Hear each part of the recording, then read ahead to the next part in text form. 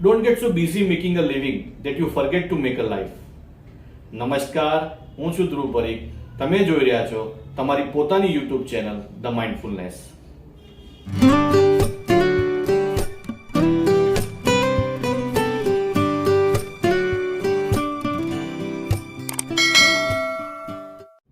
આજે આપણે work life બેલેન્સની વાત કરીશું. તો વર્ક લાઈફ બેલેન્સ છે શું? વર્ક એટલે તમે જે પ્રોફેશનલ લાઈફ જીવો છો તે, અને લાઈફને આપણે પર્સનલ લાઈફની કેટેગરીમાં મૂકીશું.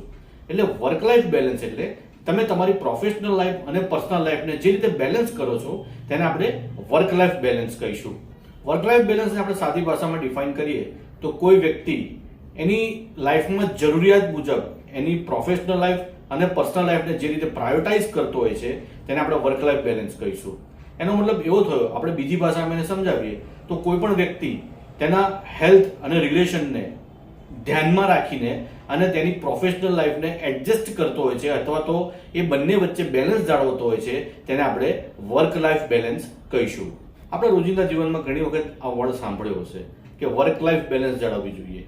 તો એકચ્યુઅલમાં વર્ક લાઈફ બેલેન્સ છે શું? આગળ મેં તમને કહ્યું એમ વર્ક લાઈફ બેલેન્સ એટલે પ્રોફેશનલ લાઈફ અને પર્સનલ લાઈફને તમારે બેલેન્સ રાખવી. હવે પ્રોફેશનલ લાઈફ અને પર્સનલ લાઈફ વચ્ચે બહુ પાતળી એક રેખા છે, બહુ પાતળો પડદો છે. હવે તમને ખબર હોવી જોઈએ કે ક્યાં મારી પ્રોફેશનલ લાઈફ પૂરી થાય છે અને ક્યાં મારી પર્સનલ લાઈફ શરૂ થાય છે, અથવા તો ક્યાં મારી પર્સનલ લાઈફ પૂરી થાય છે અને ક્યાં મારી પ્રોફેશનલ લાઈફ શરૂ થાય છે. હવે એક સર્વે એવું કહે છે કે ઇન્ડિયામાં લગભગ 60% લોકો એવા છે કે જે વર્ક લાઈફ બેલેન્સ જાળવી શકતા નથી. એના કારણે ના તો એ એમના પ્રોફેશનમાં પરફોર્મ કરી શકે છે, ના તો એ એમની ફેમિલીને જસ્ટિફાય કરી શકે છે. તો આવા લોકો પણ છે કે જે વર્ક લાઈફ બેલેન્સ જાળવવામાં નિષ્ફળ જતા હોય છે. તો આપણે સમજીશું કે એ લોકો કેવી કેવી ભૂલ કરતા હોય છે. સૌથી પહેલા આપણે વર્કની વાત કરીએ, એટલે કે પ્રોફેશનલ લાઈફની વાત કરીએ. તમે તમારા ઘરમાં અથવા તો આસપાસમાં અથવા તો ફેમિલીમાં કે રિલેશનમાં તમે આ વસ્તુ જોઈ હશે કે ઘણા બધા લોકો પ્રોફેશનલી એટલા બધા ઇન્વોલ્વ થઈ ગયેલા હોય છે કે એ એમની જોબ હોય અથવા તો એમનો બિઝનેસ હોય, માની લો કે એમનો ટાઈમ છે સવારે 10 વાગે જાય છે અને સાંજે 6, 6:30, 7 વાગે પાછા આવી જાય છે, તો દુકાન હોય અથવા બિઝનેસ હોય 8, 9 વાગે આવતા હશે. તો એ લોકો ઘરે આવીને પણ એમનું જે રૂટીન પ્રોફેશનલ વર્ક છે એ લોકો ત્યાં એ છોડતા નથી. માની લો કે ફોન કોલ્સ એમના ચાલુ ને ચાલુ હોય છે, જમવા બેઠા તો પણ એક હાથમાં ફોન ચાલુ અને બીજા હાથે જમતા હોય છે. હવે એ વસ્તુ, એ જે તમારી પ્રોફેશનલ લાઈફ છે તમે એને ઘર સુધી લઈ આવ્યા છો.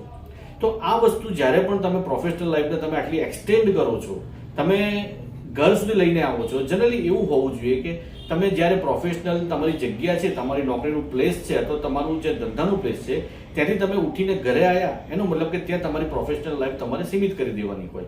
એના બદલે આ લોકો એ પ્રોફેશનલ લાઈફને ઘર સુધી લઈને આવતા હોય છે અને એમના ફોન કોલ્સ ચાલુ ને ચાલુ હોય છે.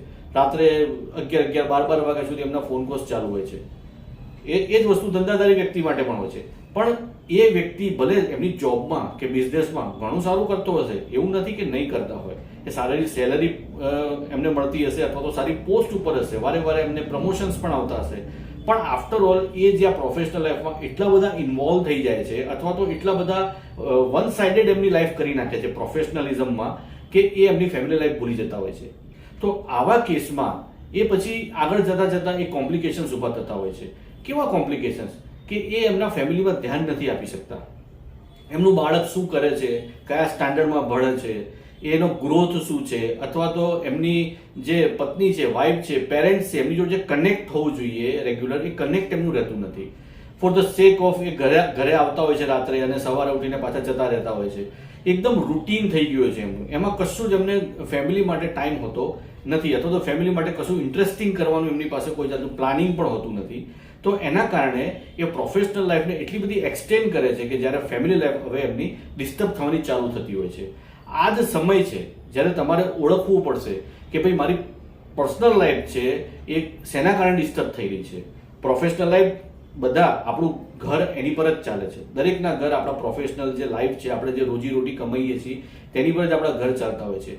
પણ આપણી ફેમિલી પણ આપણી એક જવાબદારી છે, આપણી લાયબિલિટી છે. તો આપણે પ્રોફેશનલ લાઈફને આપણી ઓફિસ પૂરતી અથવા તો આપણા ધંધાના પ્લેસ પૂરતી આપણે સીમિત રાખીએ અને એને ઘર સુધી લાવીએ નહીં. બની શકે કે તમારી પાસે વર્કલોડ બહુ હોય, તમારા ઓફિસમાં વર્કલોડ ઘણો હોય, ઘણી વખત એવું બની શકે છે, અથવા તો ધંધામાં બિઝનેસમાં તમારી પાસે વર્કલોડ બહુ હોય. તો હું એવું ઇન્સિસ્ટ કરીશ કે જો તમારો ઉપરી અધિકારી અથવા તમારો બોસ તમને જો ઇન્સિસ્ટ કરે છે કે ઘરે જઈને તમે આ વર્ક પતાવજો, અથવા તો એ તમને પ્રેશર આપે છે કે તમારે વર્ક ઘરે કરવું પડે છે, તો તમે ત્યાં ના પાડતા શીખો કે ભાઈ હું અહીંયા 1 કલાક વધારે બેસી રહીશ ઓફિસમાં, મારું વર્ક પતાવીને જઈશ, પણ ઘરે આ કામ હું નહીં કરું. કારણ કે ઘરે ગયા પછી તમે તમારા ફેમિલીના છો. તમે ઘરે ગયા પછી ક્યારેય તમે તમારા પ્રોફેશનલ વર્કને તમારી પર્સનલ લાઈફમાં મિક્સ ના કરો. હવે તમારી હેક્ટિક પ્રોફેશનલ લાઈફ છે એ તમને ખબર નથી, પણ એક તમારા ધ્યાન બહાર એ વસ્તુ તમારી ફેમિલી લાઈફને એટલી બધી ઇફેક્ટ કરે છે. જો તમે તમારી પત્ની જોડે, તમારા બાળકો જોડે કે તમારા પેરેન્ટ્સ જોડે બરોબર કનેક્ટ ના થઈ શકતા હો because of this kind of professional life, બરોબર છે, તો તમે તમારા બીજા રિલેટિવ જોડે તો કેવી રીતે કનેક્ટ થવાના?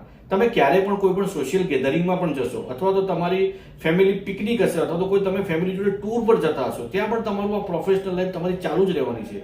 મેં ઘણા બધા લોકો જોયા છે કે બહાર ફેમિલી સાથે ફરવા જતા હોય ત્યાં લેપટોપ લઈને જ જતા હોય, લેપટોપ પર ત્યાં બેસીને હોટલમાં કામ કરતા હોય છે. તો પછી ભાઈ બહાર આવવાની જરૂર તો શું છે? તમે એક વખતે ફેમિલી સાથે બહાર ગયા છો, દેટ મીન્સ કે તમારે તમારી પ્રોફેશનલ લાઈફને એ વખતે સાઈડમાં મૂકી દેવાની હોય છે. હા, એકદમ ઇમરજન્સી કોલ હોય પ્રોફેશનલ લાઈફના, કોઈ તમારા ઓફિસનું એવું ઇમરજન્સી કામ આવી પડ્યું કે જે તમારા વગર પૂરું થવાનું જ નથી અને it is most important emergency work, તો તમે એ કોલનો રિસ્પોન્ડ કરી શકો. અધરવાઇઝ તમે એ વસ્તુને એવોઇડ કરો, જેનાથી તમે તમારા ફેમિલી જોડે કનેક્ટ થશો. જ્યાં તમે તમારા ફેમિલીને લઈને જાઓ છો ત્યાં તમે તમારા ફેમિલી સાથે એન્જોય કરી શકશો. તમને જે વર્કનું સ્ટ્રેસ રહેશે એ નહીં રહે. આફ્ટરઓલ આપણે બહાર શેના માટે જતા હોઈએ છીએ ફેમિલી સાથે? કે જે આપણે આખું વર્ષ જે પ્રોફેશનલ વર્ક કરીએ છીએ, જે સ્ટ્રેસ સાથે જીવીએ છીએ, એ વર્ષમાં 2 કે 3 દિવસ બહાર જતા હોઈએ તો આપણું સ્ટ્રેસ ફેમિલી સાથે જવાથી હલકું થતું હોય છે. તેના માટે જ આપણે બહાર જતા હોઈએ છીએ. પછી ત્યાં જઈને પણ જો આપણે પ્રોફેશનલ કામ જ કરવાનું હોય તો બહાર જવાનો ખર્ચો કરવાનો કોઈ મિનિંગ જ નથી હોતો. ઘણા બધા લોકો એવા જોયા છે, બહાર જાય તો પણ એમના ફોન કોલ ચાલુ જ હોય છે ઓફિસના, અડધો કલાક ફોન કોલ્સ એમના ઓફિસના ચાલુ હોય છે અને એ એમના ફેમિલી સાથે એન્જોય અલ્ટિમેટલી કરી શકતા નથી. તો એના લીધે તમારું ઘણું બધું ડિસ્ટર્બ થતું હોય છે. તો હું એવું એડવાઇસ કરીશ કે તમે તમારી પ્રોફેશનલ લાઈફને તમારા કામના સ્થળ પૂરતી સીમિત રાખો. એક વખતે તમે 7 વાગે કે તમે જે પણ ઓફિસના ટાઈમે તમારો છૂટવાનો ટાઈમ હોય અથવા તો તમારા ધંધાનો વસ્તીનો ટાઈમ હોય, તમે એક વખતે નીકળી ગયા પછી એ તમારું જે વર્કનું સ્ટ્રેસ છે અથવા તો તમારું જે પેન્ડિંગ વર્ક છે તમે ઓફિસમાં કે ધંધાના સ્થાન પર છોડીને આવો. ઘરે આવો એટલે પછી પ્રોફેશનલ વાત કોઈને કરવાની નથી. ઘણાને ટેવ હોય છે ઘરે આવીને પણ આજે નોકરીમાં શું થયું, ધંધામાં શું થયું, બધું ફેમિલી સાથે વાત કરતા હોય છે. ફેમિલીને એની જોડે કોઈ લેવા દેવા નથી તમે ઓફિસમાં શું કરો છો, બરોબર છે? તો ફેમિલી જોડે એ બધું ડિસ્કસ કરીને તમે તો સ્ટ્રેસમાં છો, સાથે તમે ફેમિલીને પણ સ્ટ્રેસમાં નાખતા હો છો.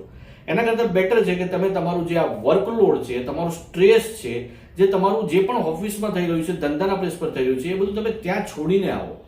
ઘરે આવો એટલે તમે એકદમ જ તમારા બાળકો જોડે ટાઈમ સ્પેન્ડ કરો, તમારી વાઈફ જોડે, તમારા પેરેન્ટ્સ જોડે તમે ટાઈમ સ્પેન્ડ કરો. તમારા જે ઘરના બાકી કામ છે એનું ટુ ડુ લિસ્ટ બનાવીને એને પૂરા કરવાની કોશિશ કરો, જેથી કરીને તમે તમારા ફેમિલી સાથે અને તમારા વર્ક સાથે તમે એક જાતનું બેલેન્સ તમે મેન્ટેન કરી શકો, જેનાથી તમારી બંને લાઈફમાં તમને એક તમને ગ્રોથ દેખાશે.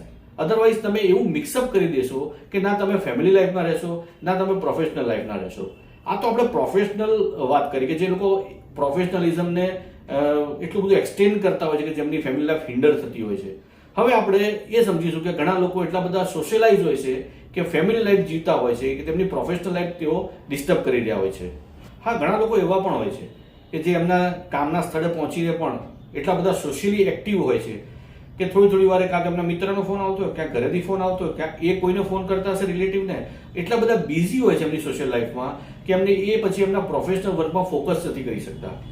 એક વખતે તમે તમારું ઘર છોડ્યું સવારે તમારા કામના સ્થળે જવા માટે 10 વાગે કે 10:30 જ્યારે તમે જતા હો ત્યારે, પછી તમારે ઇમરજન્સી સિવાય તમે તમારા ફેમિલીને તમે ઘરે છોડીને આવતા હો છો. હા, ઇમરજન્સી હોય અને તમારા ઘરેથી ફોન આવે તો આપણે એને એક્સેપ્ટ કરવો જ પડે અને આપણે એક્ટ કરવું જ પડે, એમાં ના નથી. પણ પછી ઘણાને એવી ટેવ હોય છે કે થોડી કલાકે ફોન કરીને એમના જે સોશિયલ અપડેટ્સ લેતા હોય છે કે ઘરે શું રાંધવાનું બનાવ્યું છે, કોણ મહેમાન આવ્યું છે, આજે શું પ્લાનિંગ છે, ક્યાં જવાનું છે રવિવારે, એ બધું તમે ઘરે બેસીને પણ તમે પ્લાનિંગ કરી શકતા હો છો. એની માટે તમારે તમારા કામના સ્થળેથી આવા બધા ફોન કોલ્સની જરૂર નથી હોતી, જેનાથી તમે તમારા પ્રોફેશનલ વર્કમાં જે ફોકસ કરવાનું છે તે નથી કરી શકતા. ઘણા દુકાનવાળાને આવી ટેવ હોય છે, તમે ઓબ્ઝર્વ કર્યું હશે કે નહીં મને ખબર નથી, પણ મેં તો ખાસ ઓબ્ઝર્વ કર્યું છે કે આવા દુકાનવાળા એમની દુકાનમાં એમના 3-4 મિત્રોને કાયમ બેસાડવાની ટેવ હોય છે. એમને એવા મિત્રો કાં તો દુકાનની અંદર બેઠેલા હોય છે અથવા તો બહાર 3-4 ખુરશીઓ લઈને બેસી ગયેલા હોય છે આનાથી થાય છે શું? જે દુકાનદાર છે, જે દુકાનનો માલિક છે, જેને ધંધામાં ધ્યાન આપવાનું છે, એ ધંધામાં ધ્યાન આપી શકતો નથી તેમની જોડે ફાલતુ ટાઈમપાસ કરવાને કારણે. એનાથી શું થાય છે કે એ નથી સ્ટોક મેન્ટેન કરી શકતો, અથવા તો ધંધાને લગતી ઘણી બધી પ્રવૃત્તિઓ હોય છે એ નથી કરી શકતો, એટલે એ વર્કલોડ એને વધતું જાય છે. અને આપણે બીજું કસ્ટમર પોઈન્ટ ઓફ વ્યૂની વાત કરું તો કસ્ટમર પોઈન્ટ ઓફ વ્યૂ શું થાય છે કે આવા 3-4 લોકો ત્યાં બેઠેલા હોય છે કાયમ, એટલે જે લેડીઝ કસ્ટમર હોય છે, જે ફિમેલ કસ્ટમર હોય છે, એ દુકાનમાં કંઈ ખરીદી કરવા આવવું હોય છે તો બે વાર વિચાર કરે છે, એ હેઝિટેટ થતી હોય છે.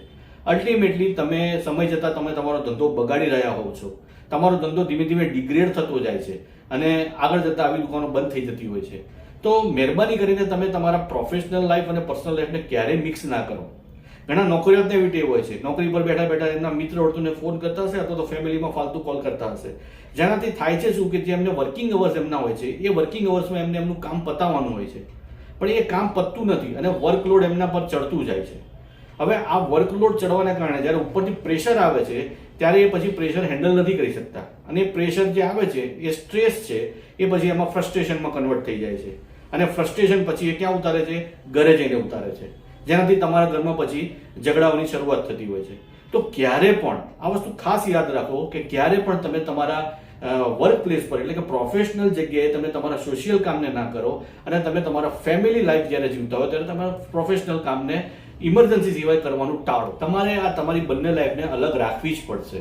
તમને સોશિયલ કામ કરવાની ના નથી, પણ એ વર્ક પ્લેસ પર ના હોય. સોશિયલ કામ કરવા માટે તમારી ઓફિસમાંથી તમને સન્ડે હોલિડે મળતો હોય છે, તમે એક દિવસ તમારો ધંધો પણ બંધ રાખતા હો છો, તો એ દિવસે તમે તમારા સોશિયલ કામ કરી શકો છો. એટલે એવું નથી કે તમે જ્યારે તમે વર્ક પ્લેસ પર છો ત્યારે તમારે ઘણાને ટેવ હોય છે કે વર્ક પ્લેસ પર પણ એમના સગાવાલાને બોલાવી દેશે, ક્યાંય પણ જવાનું છે, એક કામ કરજો તમે અહીંયા બેંક ઉપર આવી જજો અથવા તો અહીંયા દુકાને આવી જજો, આપણે અહીંથી નીકળી જઈશું. શું કરવા બોલાવો છો? તમે કરવું છે કામ તો હાફ ડે લીવ લઈ લો, અથવા તો તમે એ દિવસનું તમારું કામ પતે પછી તમે એને ક્યાંક બીજે બોલાવો. ક્યારેય તમે તમારા વર્ક પ્લેસ પર તમારા સગાવાળાને, તમારા મિત્રોને બોલાવશો નહીં, જેનાથી તમારી એક તો ઇમ્પ્રેશન ખરાબ પડે છે તમારા મેનેજમેન્ટ પર. તમારું વર્ક તમે ફોકસ નથી કરી શકતા તમને, કારણ કે તમને વર્ક પ્લેસ પર બી તમારા સોશિયલ કામનું પ્રેશર ડેવલપ થતું હોય છે કે આજે મારે અહીંયા જવાનું છે, આજે મારે આ કામ કરવાનું છે, આના વગર મારે આ છૂટકો નહીં થાય એટલે કામ કર, એવું એક ટાઈપનું પ્રેશર તમને ડેવલપ થવા મળતું હોય છે, જેનાથી તમે તમારું ફોકસ ગુમાવી દો છો તમારા કામ પર. અને અલ્ટિમેટલી શું થાય છે કે તમારી એફિશિયન્સી ઘટે છે કામ કરવાની. એફિશિયન્સી ઘટે છે એટલે તમારું પ્રોડક્ટિવિટી ઘટે છે, અને પ્રોડક્ટિવિટી ઘટે, જે વ્યક્તિ લેસ પ્રોડક્ટિવ હોય અથવા તો ઝીરો પ્રોડક્ટિવિટી વાળો હોય એને કોઈ કોર્પોરેટ કંપની અથવા તો કોઈ પણ કંપની એને ચલાવી ના લે. તો અલ્ટિમેટલી એના પ્રોફેશનથી હાથ ધોઈ બેસતો હોય છે એની આ ટેવને કારણે. એના કરતાં બેટર છે કે તમે તમારી પ્રોફેશનલ લાઈફને તમે પ્રોફેશનલ જ રહેવા દો અને તમારી પર્સનલ લાઈફને તમે પર્સનલ રહેવા દો. બંનેને મિક્સ ના કરો. તમે એક સાદું ઉદાહરણ તમને આપું, તમે ઓરેન્જ જ્યુસ પીઓ અને પાઇનેપલ જ્યુસ પીઓ, બંને અલગ અલગ પીઓ તો તમને અલગ અલગ ટેસ્ટ આવશે. હવે તમે એનો કોકટેલ બનાવો, તમને નહીં ઓરેન્જનો ટેસ્ટ આવશે કે નહીં પાઇનેપલનો ટેસ્ટ આવશે. તો બેટર છે કે તમે તમારી જે વર્ક લાઈફ છે એને વર્કને અલગ રાખો અને તમારી સોશિયલ લાઈફ છે, ફેમિલી લાઈફ છે એને અલગ રાખો, જેથી કરીને તમે વર્ક લાઈફમાં તમે જે તમારી પ્રોફેશનલ લાઈફ છે એમાં તમે કોન્સન્ટ્રેટ કરી અને તમે તમારો ફાઇનાન્શિયલ ગ્રોથ પણ તમે કરી શકો, અને તમે સોશિયલ લાઈફ તમારી ફેમિલી લાઈફ છે એને તમે અલગ રાખશો તો તમે તમારા રિલેશન પણ ઘણા બધા સુધારી શકશો. તમે તમારા ફેમિલી જોડે કનેક્ટ થઈ શકશો, જેથી કરીને તમારા ફેમિલીમાં જે અનવોન્ટેડ ઝઘડા થતા હશે નાની નાની વાતોને લઈને, કે તમે સમય નથી આપતા, કે બાળકોને તમે બાળકો શું કરે છે એમાં તમારું ધ્યાન નથી, એવા ઘણા બધા લોકોના રૂટીન જીવનમાં આવા ઝઘડા થતા જ હશે નાના નાના, પણ એમને સમજાતું નથી કે આ વસ્તુ કેમ થાય છે. તેનું રીઝન મોટે ભાગે આ જ હોય છે કે એ વ્યક્તિ પ્રોફેશનલ લાઈફ અને પર્સનલ લાઈફને ભેગી કરે છે, અને જ્યારે પ્રોફેશનલ લાઈફ પર્સનલ લાઈફ ભેગી કરે છે ત્યારે ક્યાંયનો રહેતો નથી.